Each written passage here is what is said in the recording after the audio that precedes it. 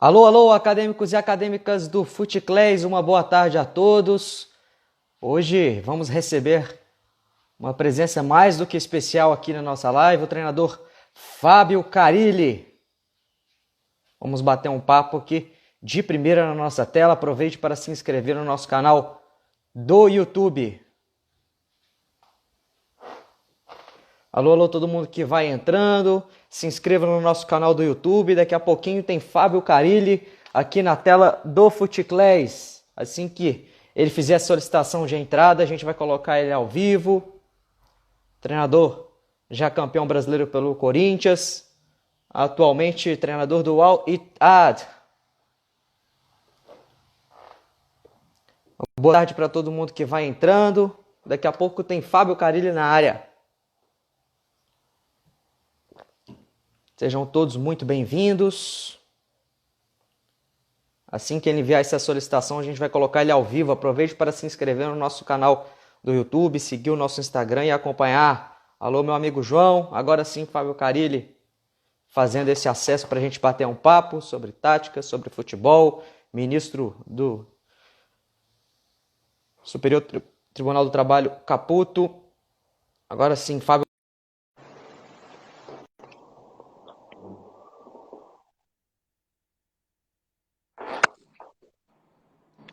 Boa tarde, professor.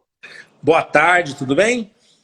Boa tarde, prazer falar com você. Tá me escutando bem? Muito bem, e você, me escutando bem? Tá bem. Pessoal que estiver na área aí pode também dando feedback se tiver algum probleminha técnico para a gente resolver. Professor, muito obrigado.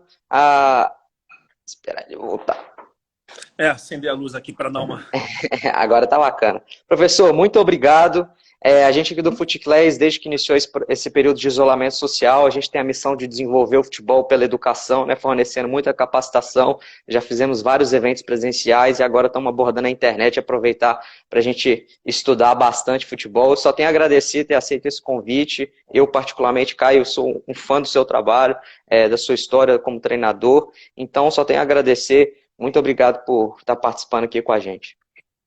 Eu que agradeço a oportunidade, desde o momento lá que a assessoria lá do FutePress, através do Bruno, me passou isso, né, aceitei aí, espero que seja uma conversa, um bate-papo bem legal aí para interagir com todos. Bacana, professor. Aproveitar quem estiver entrando aí para inscrever lá no nosso canal do YouTube. Essa semana a gente lançou um programa Resenha com FuteClays. Na próxima quarta a gente vai ter 3 grandes goleiros para discutir tática de goleiro. Vai ser o goleiro Matheus Donelli do Corinthians, o Magrão, ex-Sport, e o goleiro Felipe Alves do Fortaleza. Professor, vamos aproveitar que a nossa pauta é de goleiro, né?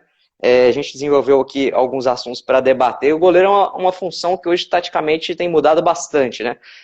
Principalmente alguns treinadores exigindo muito jogo com os pés na zona de iniciação, que ele crie linhas de passe, né? Principalmente como cobertura ofensiva. Também, hoje, com a tendência da linha de 4 jogar muito alta, e essa bola nas costas da defesa, o goleiro tem que estar sempre atento, né? Para poder fazer essa cobertura, e ele tem que ter uma velocidade. Como que você vê essa evolução e tática do goleiro hoje em 2020?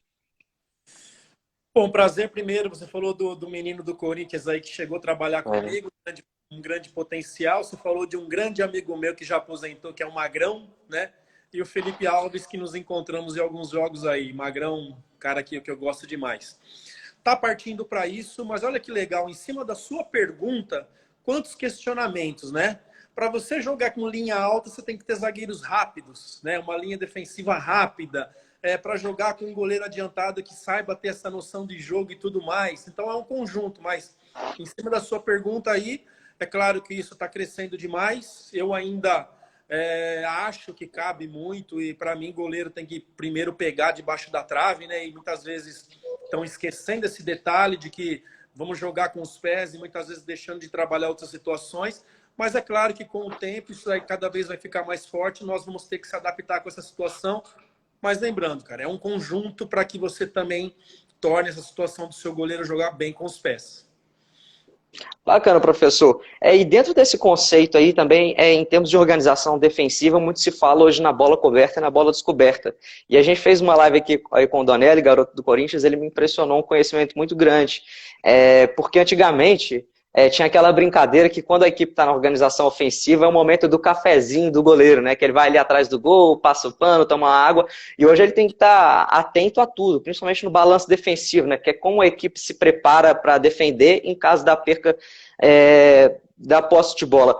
Como que o goleiro pode observar esse conceito de bola coberta e descoberta? Porque ele tem que olhar a marcação lá na frente, né? Se essa bola estiver descoberta, a chance da equipe ter que correr para trás é muito grande, né?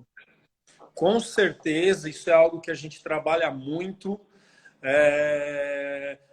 A distância da bola no pé do jogador, a gente olha muito, a gente explica muito isso também, que se estiver muito pertinho, ele não tem alavanca para fazer o lançamento, se tiver 2 passos vai ter, se ele estiver sendo pressionado, ele vai estar olhando para baixo e não vai ter a visão para fazer essa bola longa.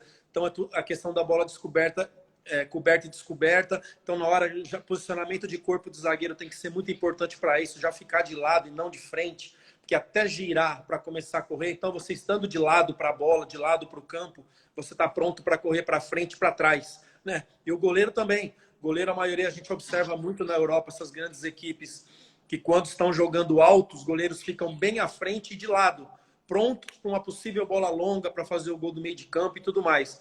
Então, são esses pequenos detalhes onde eu sou muito chato, né, nessa questão de posicionamento de corpo, que isso daí ajuda muito para uma ação ali de imediato. Legal, professor. A gente estava aqui conversando com o Felipe Conceição também, outra semana, treinador do Red Bull, e a gente estava discutindo um pouco da organização defensiva na questão da marcação zonal, né? No Brasil, a gente ainda vê muito aquela marcação individual por setor, né? Que é quando o atleta entra no setor, tem aquele encaixe, e o Felipe até brincou que as perseguições aqui não são nem curtas, são até longas, e muitas vezes os treinadores passam para o atleta que ele está marcando zonal, mas na verdade ele está fazendo essa individual por setor.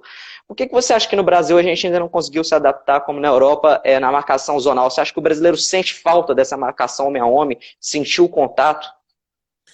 Primeiro, Felipe é um grande amigo, estou muito feliz pelo sucesso dele, né? Também as coisas acontecendo rápido na vida dele, fazendo uma campanha no América Mineiro aí maravilhosa, hoje numa grande potência aí do Brasil, com certeza já é e vai ser ainda mais o que é o Red Bull, que é o Bragantino. Essa questão da perseguição aí, eu vejo ainda, e chegou muitos jogadores no Corinthians nesse meu período, e agora tive duas oportunidades na Arábia, que ainda a gente está muito longe, né, do que é a Europa nessa questão de setores, por conta da nossa cultura. Nós estamos nos preocupando muito mais agora com essa questão posicional. Agora, a Europa já vem de anos, mas porque nós temos talentos, tínhamos muitos talentos também, e a gente não se preocupava muito com isso. Mas é um trabalho que dá resultado, é um trabalho que requer um grande tempo, né? Mas assim, fica cômodo para o atleta, isso aqui é meu e acabou, né? E vou com ele até o fim. E entender que muitas vezes não é o jogador a importância, o importante é o espaço ali criado, principalmente no meio de campo, principalmente em cima da linha defensiva, né? Ter a noção que para fazer o gol a bola tem que passar por ali. Então, já aconteceu com a gente, eu tanto como auxiliar e como técnico, de os caras colarem no Rodriguinho, fazer o Rodriguinho cair dos lados para abrir esse meio para nós, para Michael que chegava, para Jadson que flutuava, falando de 17, 18 também, né? Para Cleison que tem um jogo bom por dentro também, quando ele trazia para dentro. Então é uma dificuldade, não é de um dia para o outro que você vai conseguir esse resultado em cima dos jogadores, né? Mas com persistência, com trabalho, mostrando, conversando e principalmente os treinos no campo, ele acaba entendendo, acaba correndo menos, né? E sempre estando no lugar que a gente quer. Legal, professor. Dentro dessa marcação zonal, a gente sabe que a primeira referência dela é a bola, depois o espaço, depois o seu companheiro e, por último, o adversário. E para ela se adaptar bem, a gente tem o princípio da flutuação, né? Alguns treinadores chamam de basculação. Mas essa basculação, se a equipe flutuar demais, ela perde o equilíbrio, né? Numa virada de bola, ela pode estar desguarnecida no outro lado. Como que você faz o indicador disso? Você estabelece metros para essas linhas flutuarem? Como é que você trabalha isso? Isso depende muito das características dos jogadores que você tem, né? Então eu tive a experiência com o Jadson em 2015 ali sendo auxiliar do Tite, e depois comigo eu trago o Jadson para jogar por dentro e as coisas não aconteceram, que eu tentei um 4-1-4-1 com Gabriel, Jadson e Rodriguinho em 2018, não deu certo. Aí depois eu fiz o Jadson e o Rodriguinho flutuar por dentro. É o seguinte, eu gosto de deixar um lado livre para isso, né? Um lado, falando de 17 aí, o Jadson tinha liberdade para flutuar, depois a gente tinha um lado para cobrir, né? Isso era muito determinado, o Romero cumprindo função de outro lado. No Brasil, como nós mudamos muito o elenco, fica difícil você implantar uma filosofia onde você dá liberdade para muitos jogadores, porque isso, né, voltando a falar, requer tempo. Quando a gente escuta do Guardiola, que no livro dele, que para um time ter uma ideia de um técnico precisa de 1 ano de trabalho, imagine nós aqui com 3 meses, 6 meses, 12 dias de pré-temporada, fazer tudo isso, entender com os jogos e tendo que ganhar. Então, dentro do que eu fiz no Corinthians, foi dando liberdade sempre para um jogador, ou foi Pedrinho, ou foi Jadson, né? Para ficar mais perto das questões de cobertura. E outra questão que eu gosto de falar, você determinar um espaço do campo para um jogador jogar, isso dá umas 3 quadras de futebol de salão, cara. É espaço muito grande, onde ali ele tem que marcar e ali ele tem que desenvolver teu jogo, que nós chamamos de corredor, né? Eu já tive jogadores, e por ser uma crítica, não vou citar nomes, que tinha uma dificuldade de ficar na sua faixa de jogo, que quando perdia a bola, estava tudo fora e os adversários entravam ali, né? Foi a questão de tempo e muitas vezes a gente não tem a paciência, a imprensa, a torcida, de entender isso daí, acaba sendo questionado e acaba perdendo a confiança esse atleta, e você abre espaço para outro, esse outro entra e cumpre, vai bem, e você acaba deixando um jogador qualificado de lado por conta do tempo, né? Então é isso, gosto, até hoje, o que eu fiz foi dar liberdade só para um jogador de lado, para que flutuar, para ganhar. Eu estou jogando lá agora, para você entender, lá na Arábia Saudita, pelo meu time, no 4-1-3-2, muito parecido com o que a Argentina faz, né? Principalmente o time do River, né? Com 3, um volante por trás, fazendo esses balanços. Nossa, mas deu tão certo assim com as minhas características, né? Algo diferente, algo de uma cultura diferente. Mas respondendo a sua pergunta, eu gosto de dar liberdade para um jogador de lado. Interessante. Professor, outro princípio que é muito discutido é o princípio do direcionamento, né? De você induzir o adversário para uma área de jogo que vai ser mais favorável para você tomar a bola. Às vezes vão deixar ele tocar essa bola na lateral e ali vai ser mais fácil da gente organizar defensivamente. Qual que é a importância de analisar o adversário para tomar essa decisão? De qual direcionamento você vai dar para uma área mais desfavorável para ele, seja pela uma virtude da sua equipe de tomar a bola mais para aquele setor, seja o adversário que tem essa deficiência? Pô, pergunta ótima. É claro que você não pode perder a sua essência, as suas ideias, e aí nós chamamos de detalhes, são os detalhes do jogo, onde você ajusta a sua equipe de acordo com aquilo que é o mais forte do time adversário, com aquilo que é o menos forte, onde você pode explorar, e são os detalhes do jogo. Então, vou contar aqui um exemplo, tá? Eu acho que fica mais fácil para as pessoas entenderem, depois até para buscar isso, se alguém puder, né, que gosta muito disso. A gente faz uma final contra a Ponte Preta em 2017, onde a gente faz o primeiro jogo 3-0 lá, e a gente ficou vasculhando o time da Ponte, tudo que tinha que fazer. E a gente chegou a uns números que o lateral esquerdo não passava do meio de campo. O lateral esquerdo era um zagueiro, se eu não me engano, Jefferson, né? Não passava do meio de campo. E já chegava ali, já fazia um bom passe por trás, mas por ser zagueiro ele não apoiava, não chegava até o fundo, né? E olhamos vários jogos, olhamos números de cruzamento que ele tinha na competição, era muito baixo, né? Fazendo uma base. E o que a gente fez? Tirou o Jadson de lá, né? O Jadson não cumpriu em nenhum momento essa função de ter que fazer lá, porque a característica do lateral da Ponte era de ser mais base, era de fazer um trabalho por trás. A gente fez um jogo maravilhoso lá, né? E quando esse jogador vinha com a bola, que era por ser zagueiro, ele ia fazer o simples, aí a gente encaixava ali com o Gabriel, de vez em quando o Rodriguinho, o próprio Jadson via, mas a gente deixou a Ponte sair com ele. Deixa a Ponte sair, fechava o lado direito, que era mais forte, se eu não me engano era o Nino Paraíba, se eu não me engano. Romero cuidou lá, né? E trouxe o Jadson para fazer 2 meias com o Rodriguinho perto do Jô, o Fagner apoiando quando tinha a bola, né, bastante para ocupar esse espaço. Então é isso, são os detalhes das características do adversário que faz, ó, deixa sair lá, deixa sair mais que esse zagueiro, deixa sair com aquele, deixa cair do lado direito, porque é um lado direito que ele é terminal, ele não é construtor. A gente tem que se preocupar sempre com o lado que ele é construtor, né? O outro lado sempre é terminal. Então, se deixar a bola lá, não vai ter tanta clareza do que o outro lado, que é um lado que trabalha melhor a bola.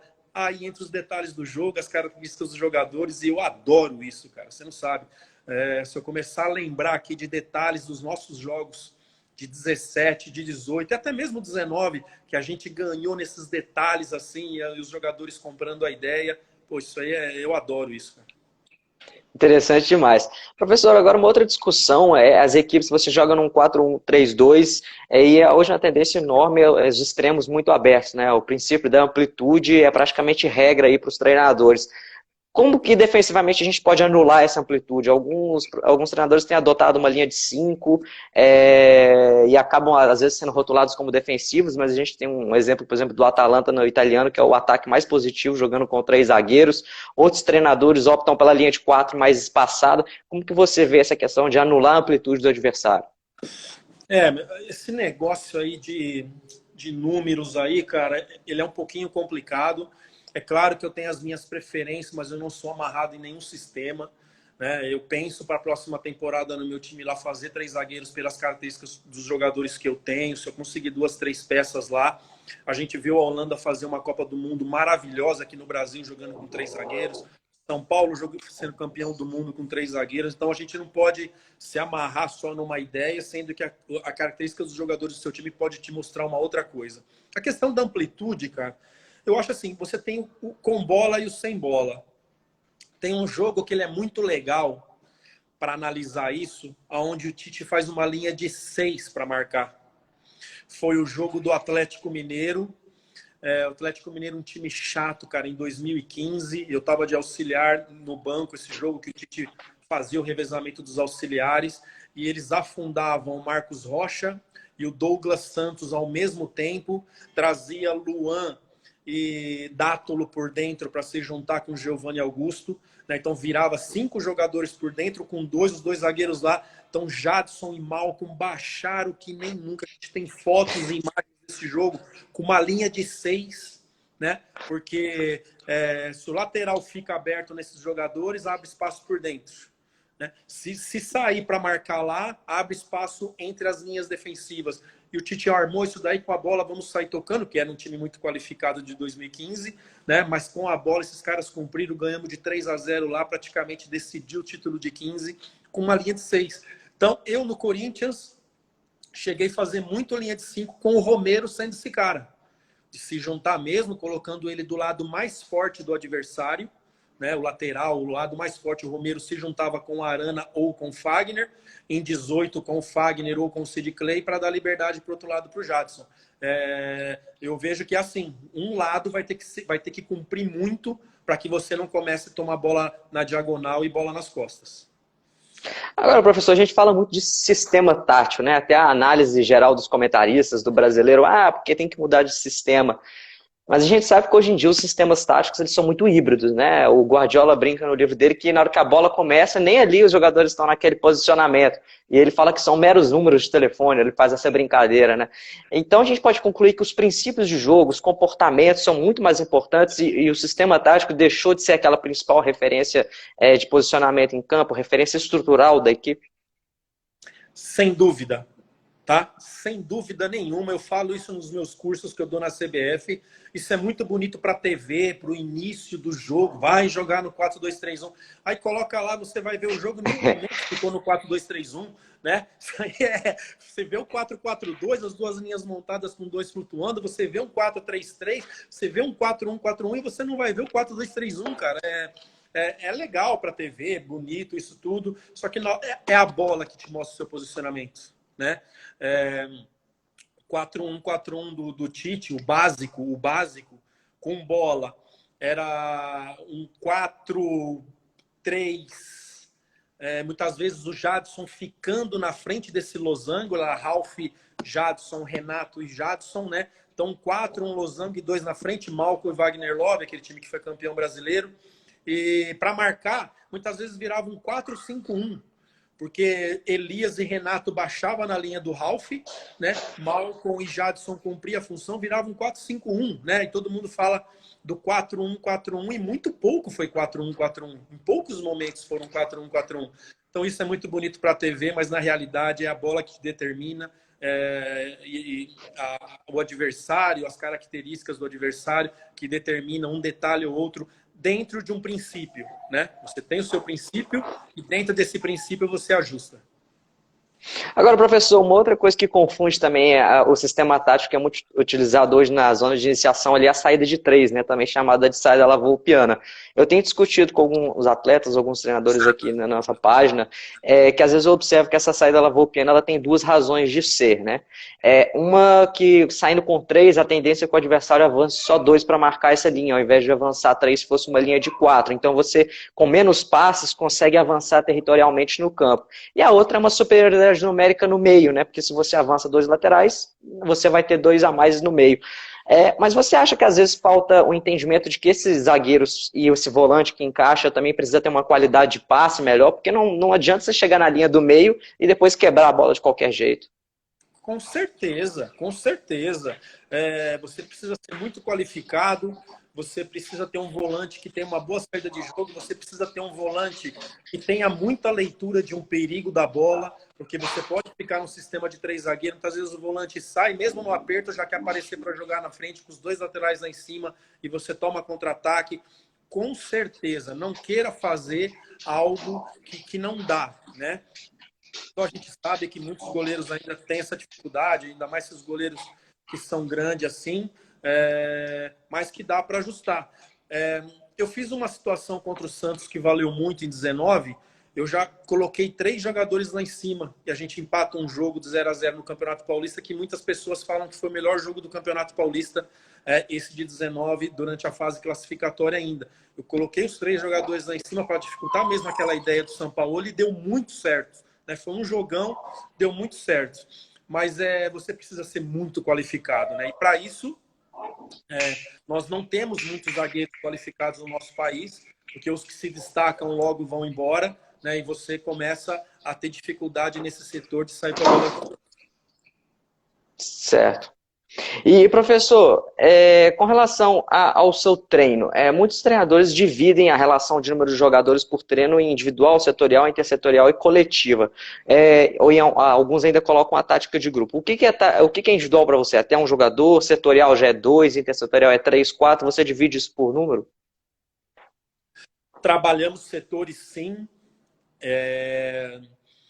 As linhas de 4, eu pego as 2 linhas, a titular e a reserva, né, para deixar isso todo mundo explicado. E dentro desse trabalho, eu trabalho o conjunto e o individual.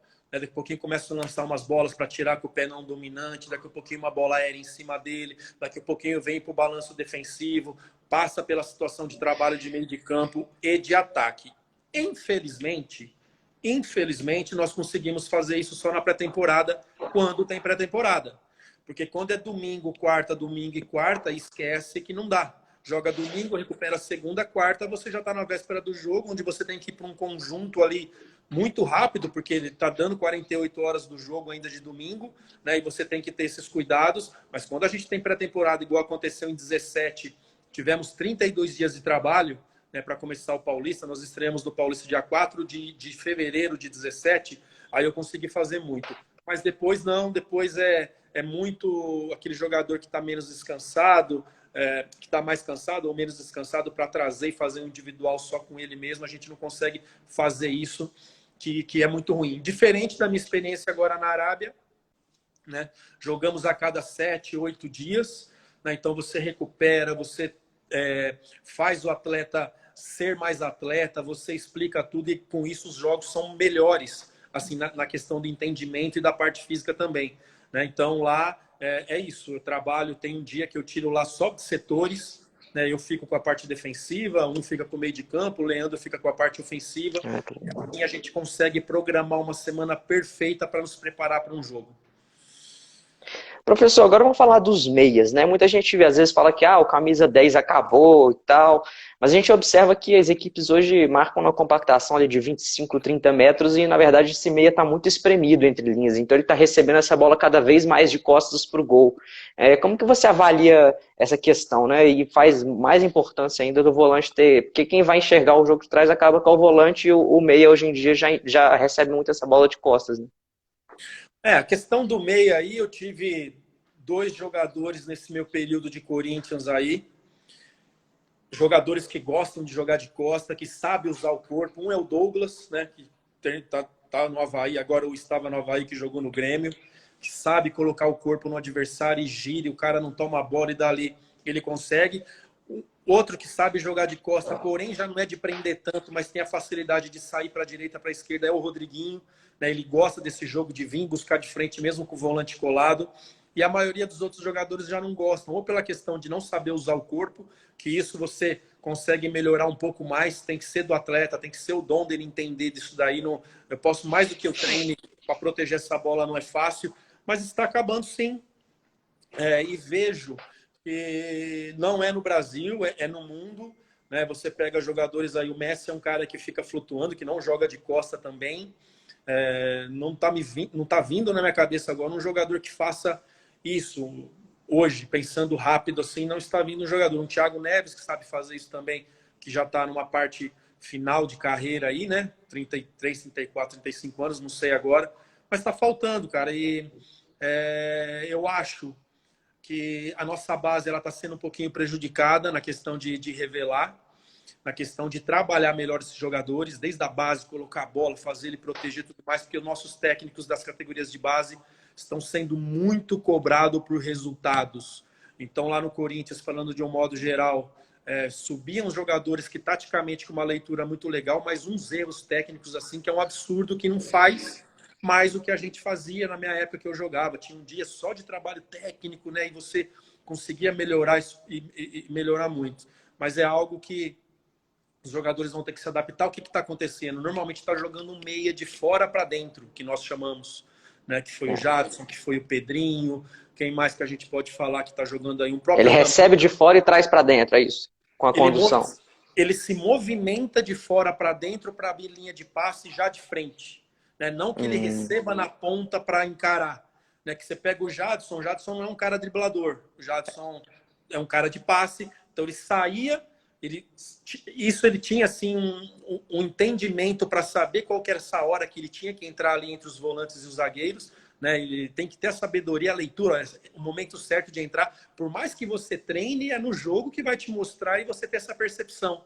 Né? E ele tinha de sair de fora para dentro e daqui um pouquinho ele virar um meia ali, matando o lateral, porque se o lateral acompanhar pode abrir aquele espaço. Né? Então esse meia está mais jogando por fora do que por dentro hoje. Agora, professor, muito se discute hoje a questão do jogo posicional, né? Que começou lá atrás com o Rinos Michels, depois o Cruyff foi um grande expoente, depois o Van Gaal, e hoje o pessoal é unânime que o Guardiola é o principal deles, né? E o jogo posicional, ele tem algumas premissas, né? De achar o terceiro homem atrás da linha adversária, de que a bola chega às posições e não as posições vão até a bola. O Guardiola tem uma frase que eu gosto muito, que ele fala que a ordem alimenta a espontaneidade. Esse tipo de tática que o senhor está comentando aí, né, de talvez essa movimentação, ela inviabiliza um pouco desse jogo posicional do jogador ter que esperar ali a bola chegar no setor dele? Sim, cara. Assim, nós vivemos assim, nós brasileiros vivemos outra realidade, né? Falando de Guardiola, que é claro que é um espelho, claro que está em potências que contratam os melhores jogadores. Teve um dia que eu me assustei, né? E é claro que é um aprendizado. O Fernandinho era o último jogador do time dele, o zagueiro, né? Não colocou o zagueiro num jogo. Eu assistindo, né? Aí você vê a Que qualidade que isso. ele está enfrentando e tudo mais. Então, por isso que você acaba fazendo algo dentro da nossa realidade do que a realidade dele. Mas é isso. Hoje a gente tem que ter pelo menos uns dois jogadores assim que sejam inteligentes, e isso fez muita diferença em 17 e 18, de ter esses caras no meio de campo que abriam muita linha de passe, que eu dava liberdade para o Jadson e o Rodriguinho, que tinha paciência de ficar perto do Jô. né? Isso que eu falava, não adianta vir aqui no pé do volante para tocar para o zagueiro. Fica lá que a bola vai chegar lá e quando chegar vocês vão estar perto de fazer aquilo que vocês aqui perto daquilo que de melhor vocês fazem, que era ele o jogo que era para terminar as jogadas, né? E você pegar os jogos, o que tem de jogo, eu lembro de 3 gols aqui pensando rápido de um passe por dentro assim do Rodriguinho para o Jô, né? E o Jô virando e fazer. Mas é isso, a gente infelizmente nós aqui temos que nos adaptar, não é reclamar isso não, a gente não tem que reclamar porque a vida inteira vai ser assim. E no futebol brasileiro agora, com essa questão da pandemia, vai ser pior ainda, a questão de ter que vender para fazer caixa, né? Vai ser uma superação a cada dia, tem que se reinventar a cada dia, né? Para achar os melhores caminhos. Interessante, professor. E agora falando de outros esportes, quais outros esportes taticamente inspiram na hora que você vai trabalhar taticamente? O handball, talvez, com aquela circulação e a entrada, talvez com um atleta com mais força física. O basquete tem o run and gun, né, que é na transição, aquele contra-ataque forte. Você acha que dá pra gente pode buscar em outros jogos coletivos alguma inspiração tática? Para mim, o maior deles é o basquete, né? Eu gosto de assistir, eu gosto que libera o que tenta liberar o outro lado, né? Tentando induzir aqui, induzindo o adversário, porque essa bola rola, pega o cara do outro lado, põe 5 contra 5 numa quadra, e como é que sobra um cara livre do outro lado, né? Essas coisas assim me encantam. Gosto muito do basquete. Depois do Guga, eu ainda jogador, claro, comecei a gostar muito do tênis. E o tênis tem algumas situações assim que o cara fica forçando a bola num canto, bola no canto, mas na verdade ele quer no outro, né? Até que ele consegue jogar uma bola para depois virar do outro lado. São estratégias, né? Que nem você induzir, fazer triangulações por um lado para induzir e muitos jogadores ali para tirar a bola, mas na verdade não é ali que você quer atacar por dentro ou por fora, né? Ou pelo lado oposto. São coisas assim que uma acrescenta a outra, né? Você aprende muito em algumas coisas, é claro que é totalmente diferente, mas te dá algumas ideias assim, é isso que eu busco principalmente no basquete. Legal, você colocou essa questão de induzir para um lado para você atacar para o outro. Então me veio em mente aquela questão do lado forte e o lado fraco, né? Que a jogada tem que começar de um lado para terminar de outro. E o futebol brasileiro tem essa tradição de aglomerar muitos jogadores no setor da bola, né? Para fazer justamente esse lado forte, lado fraco, diferente do jogo posicional, que você tem os atletas mais entre linhas, mais no setor mesmo. Tem essa característica mesmo no futebol brasileiro, o pessoal às vezes até inventa nomenclatura demais, chamam de jogo funcional, né? Tem sim, tem sim. Eu lembro que quando você tem 2 lados muito fortes, isso foi 2015, né, onde você tinha o Wendel tecnicamente fora do normal, um lateral construtor, Renato Augusto e Malcolm. Do outro você tinha Elias, Jadson e Fagner. Né? Então ali quando você tem os 2 lados, isso é ruim, porque os 2 lados são construtores e os 2 lados terminam bem. Né? Mas como em cima da nossa dificuldade, o Grêmio foi campeão da Libertadores, eu conversei muito com o Ramiro quando o Ramiro chegou, né? Era um lado construtor, esse lado do Ramiro, o direito, e o lado que afundava era o lado do Emerson, do Everton, desculpa, né? Com o Luan sempre jogando perto do 9. Existe sim, se você conseguir encostar 3 jogadores qualificados ali trocar 3, 4, 5 vezes na bola, provavelmente vão chegar 4 ou 5 do adversário e você vai encontrar espaço por dentro ou do outro lado. É algo que a gente trabalha, por isso que eu falo que o posicional assim requer tempo, que o jogador muitas vezes vê a bola ali, né, e não consegue entender que a bola lá é menos importante do que o espaço aqui, né? Então, fica aqui, deixa os caras de lá eles não vão fazer gol, eles querem aqui, aí você sai lá para tentar roubar e essa bola acaba entrando no lugar descoberto.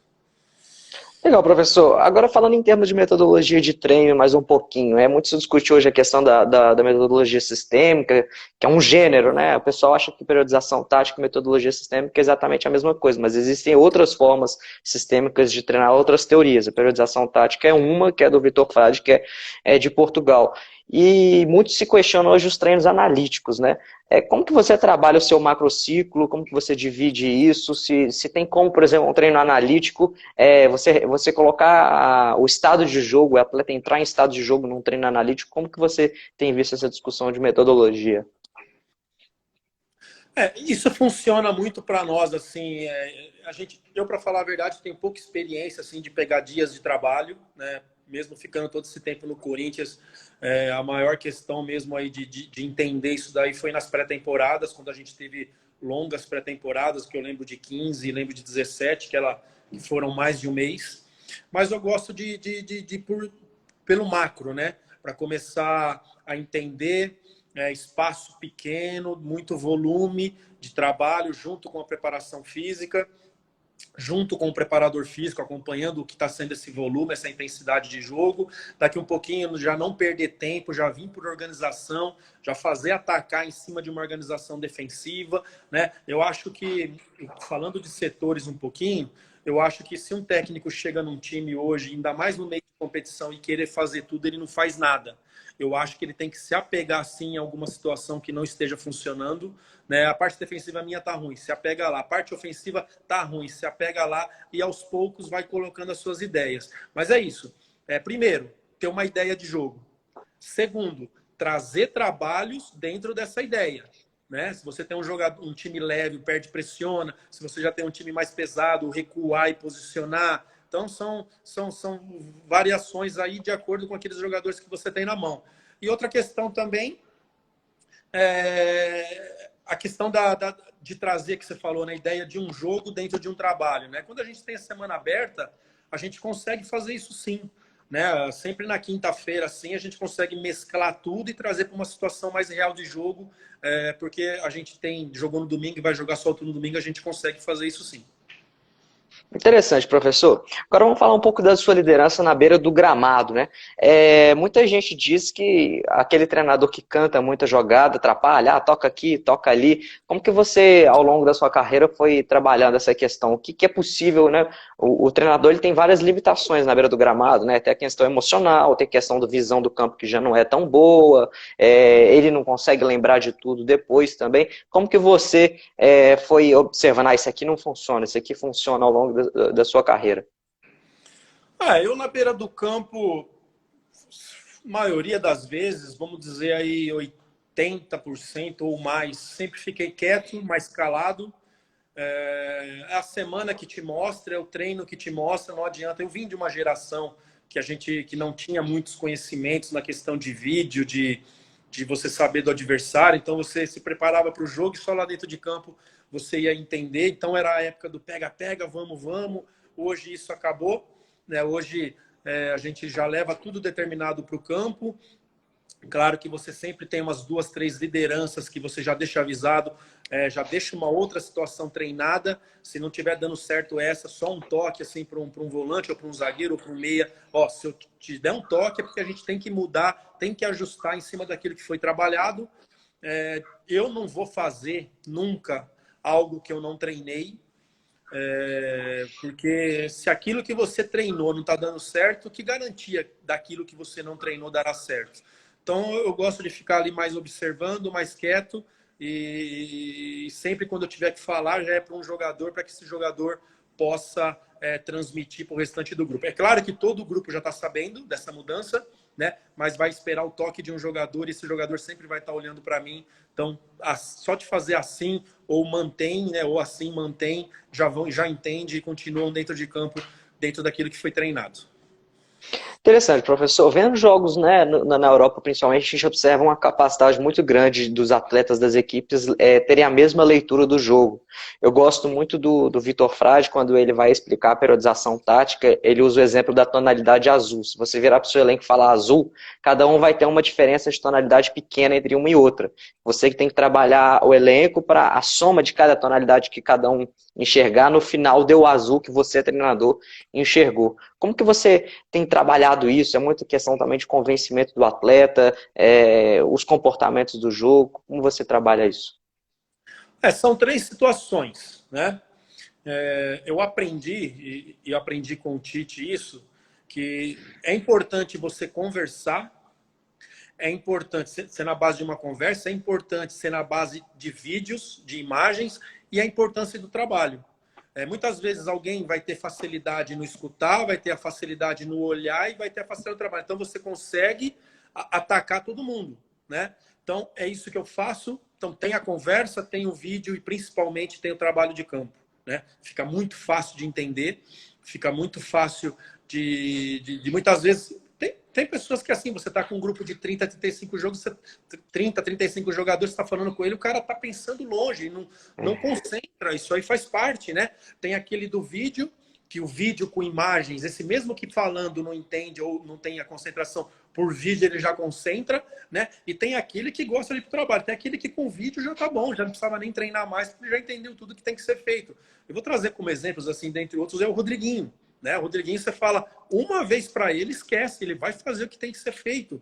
Né? O Michael, outro que está no Shakhtar, pode fazer um 4-1, 4-1 agora, mas só de dar o toque já sabia onde tinha que ir, como tinha que balançar. Agora você tem que ficar preso porque o outro time flutua e esse espaço para o Gabriel fica muito grande, não posso ter um só. Né? São os detalhes assim, mas quando você trabalha dessas três formas, não tem como o jogador não entender. Né? Aí ou ele é ruim mesmo e não consegue fazer, né? Porque não tem como não entender quando você ataca essas três formas de trabalhar.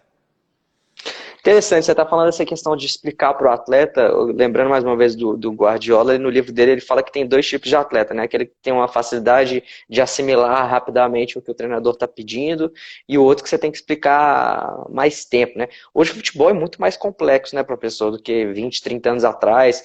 A questão do treino, né? Do treino ter as quatro vertentes, tática, física, técnica emocional, de tomada de decisão. Hoje o atleta toma mais de 1.300 decisões em campo. Como que a gente forma esse jogador inteligente, né? Eu estava vendo uma entrevista antiga do professor Mano Menezes e ele falando que o atleta que tem que ser formado hoje é aquele capaz de solucionar os problemas em campo, porque eventualmente o adversário fez uma coisa diferente que o treinador não conseguiu prever. Então, como que a gente forma esse jogador inteligente?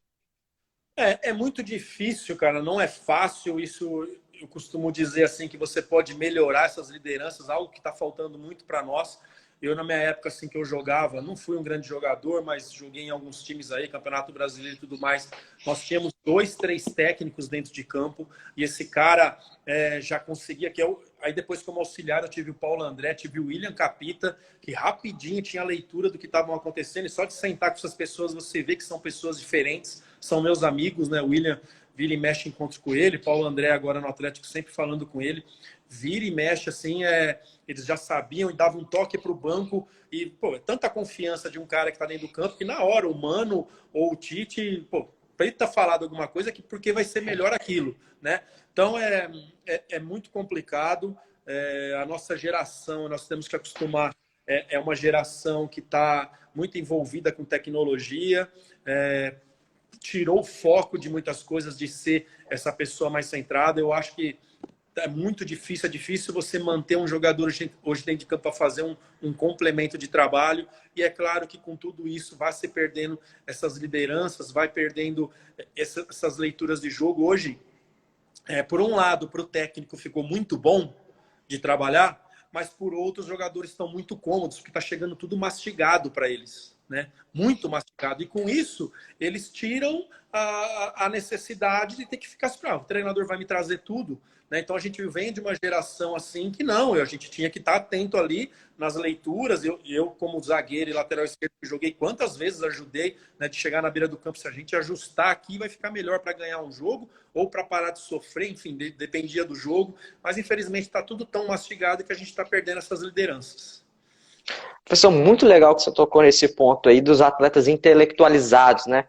E acaba que, infelizmente, para a imprensa e para a torcida, às vezes eles levam um rótulo de chato, né? E só o treinador para saber o quão importante esses atletas são. A gente esteve entrevistando aqui, por exemplo, o Léo, zagueiro do Cruzeiro, teve o William Farias, volante do Sport. A gente vê que são atletas diferentes. E a gente estava discutindo o quanto que é importante, o quanto que ajuda o treinador, esses atletas também estudarem um pouco de futebol, estudarem tática, e facilita o seu trabalho. Por outro lado, eu queria ter um comentário, muitos treinadores têm reclamado bastante dessa geração dos atletas após os anos 2000, né? A gente esteve aqui com o David, centroavante, e a gente estava conversando que na época dele acabava o treino, todo mundo sentava ali no campo, discutia o que foi trabalhado, o próximo adversário. Hoje não.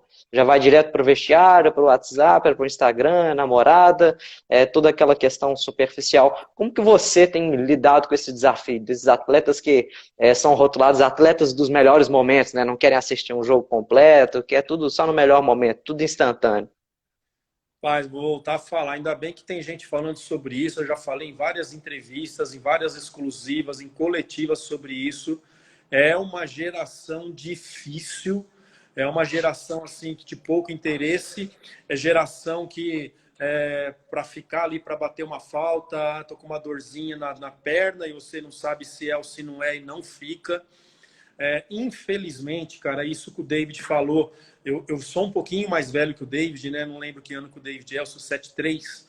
Nós acabávamos o jantar, só para você ter uma ideia, das 7 horas normalmente, e o lanche só às 10.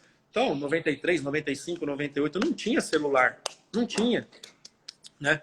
Então, acabava o jantar, por volta de 7h30, ficávamos ali, cara, em 10, 12, 15 pessoas, até as 10, horário do lanche, conversando, brincando. Eu sabia o nome da sua mãe, sabia o nome da minha, virava uma coisa de família, se gostava mais, ficavam mais próximos.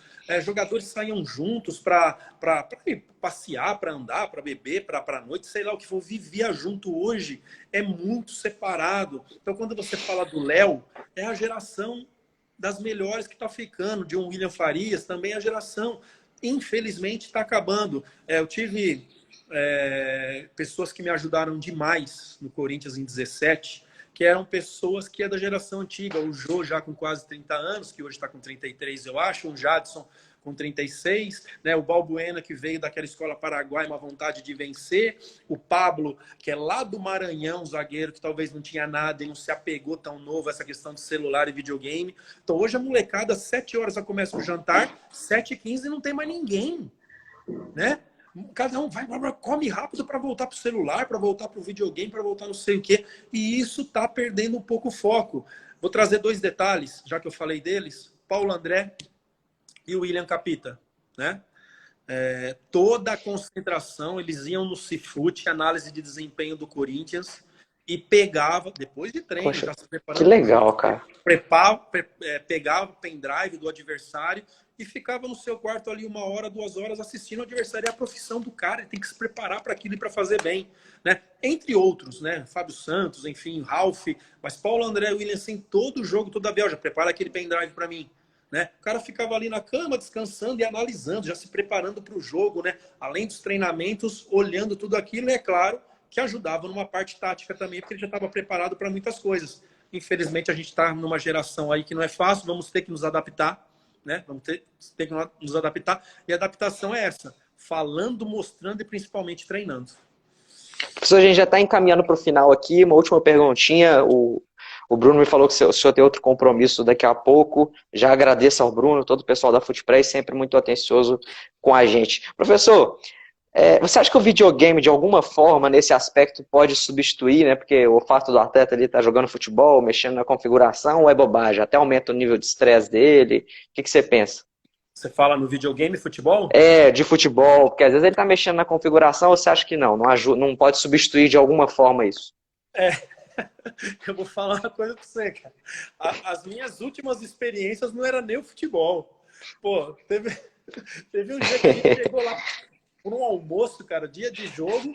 Pô, eu te matei, que não sei o que, é uns jogos de guerra, cara. Assim, que eu te matei, eu cheguei por trás, tirei um tiro, eu olhei aquilo, falei, meu time, já tem jogo daqui 4 horas, estão discutindo quem matou quem. Não, eu acho que tem tempo para isso, né? Eu acho que tem tempo para isso. Eu acho que numa concentração dá para fazer tudo. Infelizmente, eu não sou muito a favor de concentração, não, mas aqui no Brasil ainda é necessário, né? Mas eu acho que dá tempo de você brincar umas 2 horas de videogame, dá tempo de você assistir o adversário. Pô, se acaba um treino 11h30, almoça meio-dia, só tem jogo no outro dia 4 horas. Dá para você dormir um pouquinho no sábado à tarde, dá para você dormir bem à noite, dá para fazer tudo.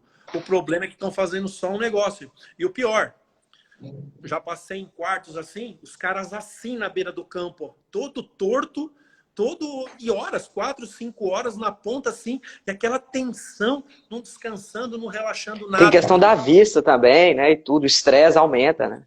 E é claro que vai fazer diferença na hora do jogo. Quando era clássico, quando era jogo grande, você não via ninguém, brincava um pouquinho só. Mas assim, é isso. Os jogadores não são bobo. É por isso que eu digo que a gente trabalha muito mais quando a gente pega equipes menores do que quando pega as grandes, porque a preparação é diferente. Tá, professor, uma última, bem rapidinho. Você está falando aí de alguns aspectos de disciplina, alguns na base, muitos, por exemplo, quando dá um horário assim, todo mundo recolhe o celular. A gente sabe que no profissional, se você fizer isso, você tá perdido, né? E eu tenho visto muitas críticas, né, assim, ligadas a horário de almoço, para sair do almoço tem que pedir autorização do capitão. Cara, e a gente vê nos livros de treinadores europeus, na Europa é assim, né? O Bayern de Munique lá, o Guardiola, estava incomodado que os atletas saíam do jogo e demorava 1, 2 horas para poder comer alguma coisa, que queria jantar com a esposa, e ele preocupado, porque a recuperação alimentar tem que começar ali, 30, 40 minutos depois do jogo. Por que você acha que é cultural mesmo? Nossa, sim, a gente precisa avançar muito nisso. É cultural, por isso eu te falo que nós temos que saber. Eu gostei muito do que o Andrés fez. Dizem que no segundo semestre de 2018 eu não estava mais, né? Era antes do jogo, antes de aquecimento, todo mundo mexendo em celular. Ele proibiu isso num período de 18. Quando eu cheguei em 19 já tinha isso. Desceu do ônibus para entrar no vestiário, já não podia usar mais celular, né? Tem que achar alternativas, e essas alternativas muitas vezes não pode ser do técnico. Porque o técnico, ele já é chato na cobrança de treinos, já é chato no posicionamento, já é chato na bola É, parada, já é chato nisso, aquilo. Aí você vai ser chato com o negócio do celular, daqui a pouquinho os jogadores não vão aguentar te olhar, né? tem que Então, desafogar. por isso que tem que ser um conjunto, e tem coisas que a diretoria tem que abraçar com o seu aval, né? Criar multa, se tiver que criar, e funcionou muito bem. Funcionou muito bem, pelo menos no período de 19 ali funcionou muito bem. Então, assim, nós temos que nos adaptar, tem que chegar com jeito. Muitas vezes você chegar num clube que tem todo já uma forma de pensar e de agir, você colocar suas ideias, pode ser problema de desgaste logo no começo, mas se essa pessoa ficar muito tempo, aos pouquinhos ele pode ir mudando e mudando, sem que seja um choque tão grande, e ali na frente as coisas acontecerem como ele pensa. Professor, só tenho que te agradecer. Pessoal, quarta-feira a gente tem nosso programa Resenha com Futeclass, vai estar o Donelli, Mas seu tem mais 9 minutos, ex-comandado. hein? Mas você não tem um compromisso agora? 18 horas, pô. Então vamos fazer mais uma aqui. 18 horas. Só te dar uma notícia boa, porque a gente estava discutindo essa questão da geração dos anos 2000, e o Donelli é um atleta bem diferenciado, ele acabou a escola e agora foi estudar gestão de futebol na faculdade, assim, a gente conta nos dedos quantos atletas que vão estudar depois, que largam, então assim, é bem diferenciado mesmo. Professor, então vamos lá. Tem outra pauta que eu gosto de discutir bastante, que eu conversei muito com o Léo. A gente vê os atletas na base hoje com 14, 15 anos, já se acham um profissional, né? E a gente vê que eles espelham nos atletas profissionais as questões muito fúteis, né? O cabelo do Neymar, a corrente de ouro, o brinco, a tatuagem. Eu gosto de citar esse exemplo, porque ano passado eu fui ver um jogo do Sub-10 do Cruzeiro aqui em Belo Horizonte, e em determinado momento do jogo, uma criança foi conversar com a outra e colocou a mão na boca, assim, para falar. Assim, o jogo nem televisionado era, se bobear, ela nem sabia o que era leitura labial, ela fez por quê? Porque ela viu o ídolo fazendo, então ela está repetindo. O que você acha como que a gente pode fazer para essas crianças se espelharem nos bons exemplos, né? Igual eu falei do Léo aqui, o Léo faz vários projetos sociais, tem vários outros atletas, Paulo André com bons exemplos. Por que essas crianças, esses jovens só se espelham nessas questões fúteis do futebol e não nos bons comportamentos? Se os atletas que são exemplo para esses jovens também, eles poderiam pensar melhor na exposição da imagem deles. Ótima pergunta.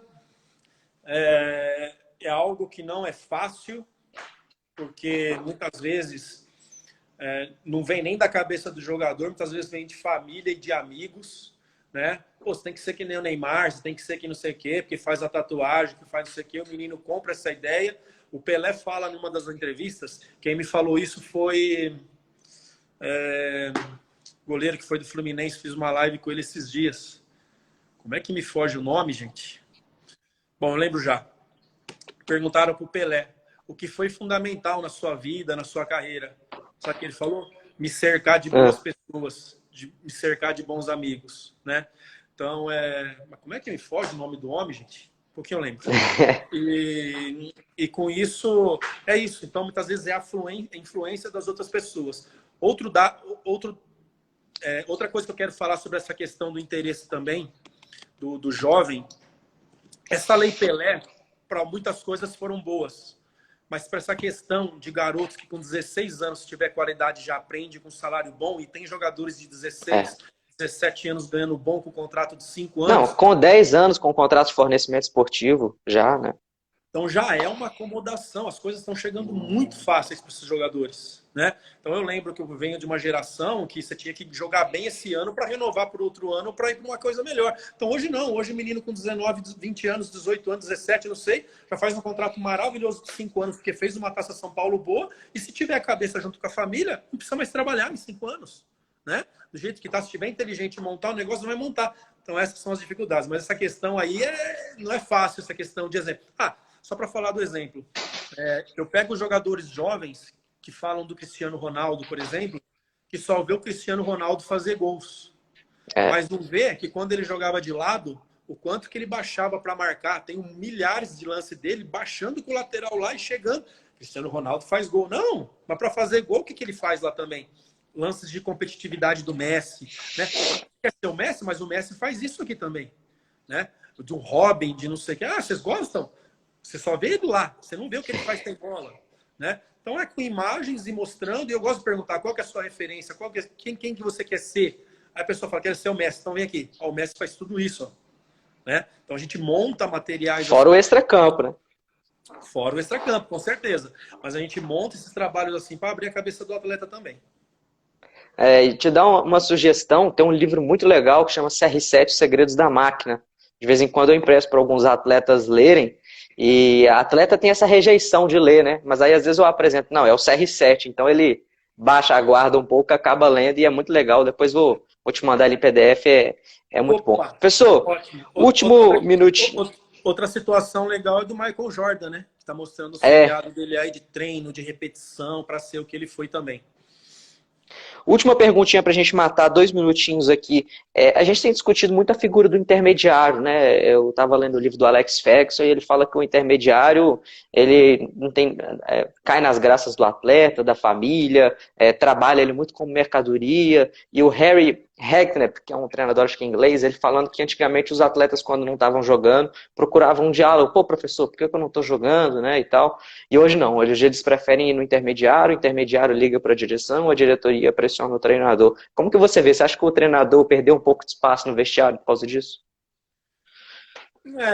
Eu não digo no vestiário, assim, mas eu digo de um modo geral. Vou me preparar próximo, vou ter que ler mais uns 300 livros para chegar nesses nomes que você falou aí. Você falou uns nomes aí que eu vou falar para você, velho. Eu vou te mandar depois. Não, essa questão aí tá difícil, né? Tratam como uma mercadoria. Graças a Deus eu estou com um grupo hoje que trabalha comigo com vários jogadores que não é assim. Por isso que eu aceitei, tive reuniões com muitas pessoas e vi que são diferentes e realmente são diferentes, né? Mas infelizmente não estão ajudando muito não, cara. Tem uns que gostam de se aparecer mais que o jogador, né? Tem uns que ficam comprando situações porque ele acha que tem que ser daquele jeito, empresários e pais que ficam ligando direto para clubes, isso eu sei de lugar todo, né? Mas muitas vezes não está ali, porque só escuta muitas vezes um lado, esse lado do seu produto ou do seu filho e não um contexto geral. Então a gente tem que ter muita sabedoria para conduzir, mas saber que isso aí também acontece e a gente tem que saber. Não é fácil ser técnico não, velho. É gostoso, mas não é fácil. Com certeza, eu falo que é uma das profissões mais difíceis do mundo. Professor, muito obrigado, só tenho que te agradecer aí. Um bate-papo prazeroso demais. Quando é bom, passa muito rápido, né? Pessoal, Verdade. Quem não acompanhou tudo, chegou na metade, depois a gente sobe isso aqui para o YouTube para quem quiser assistir. Professor, a gente tem vários eventos presenciais aqui também de sucesso, muito legal, buscando capacitar. O senhor já fica convidado aí, quando tiver alguma oportunidade, de estar participando aqui com a gente, quando a gente passar esse período todo turbulento. Muito obrigado. Valeu, obrigado você, muito obrigado mesmo, foi ótima conversa e passou muito rápido. Valeu, tchau, tchau. Valeu, professor, grande abraço, tchau, tchau.